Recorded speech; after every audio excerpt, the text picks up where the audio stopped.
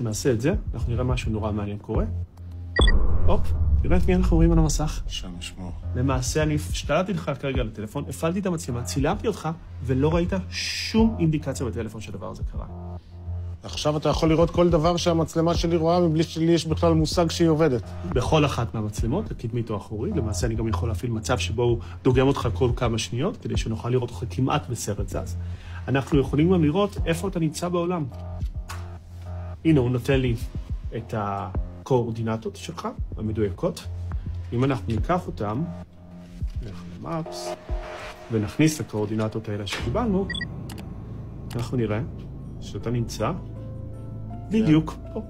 אני יכול לדעת איפה אתה ישן, אז איפה אתה גר. אם אתה הולך למקום העבודה, אם אתה מבלה עם המשפחה, אם אתה בחופשה ואני רוצה לשדוד לך את הבית, עכשיו אתה נמצא בחול, אני יכול לעשות את כל הדברים האלה באמצעות להשתדות בטלפון. כמובן, עוד יכולת שיש לנו זה להקליט את המיקרופון ולשמוע כל מה שאתה אומר בכל פגישה.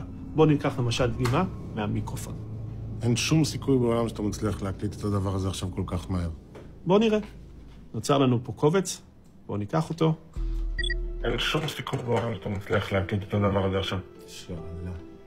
אני לא יכול לדעת בשום צורה שאתה עכשיו מצלם אותי, מקליט אותי, יודע איפה אני נמצא. הסיכוי שתעלה על הדבר הזה הוא מאוד מאוד מאוד נמוך. למעשה יש לי שליטה מלאה על הטלפון שלך. ההתקפה שעשיתי לך היא התקפה יחסית בסיסית. היא דורשת ממך לעשות משהו. אני צריך להתל בך שתתקין את התוכנה או גישה לטלפון שלך.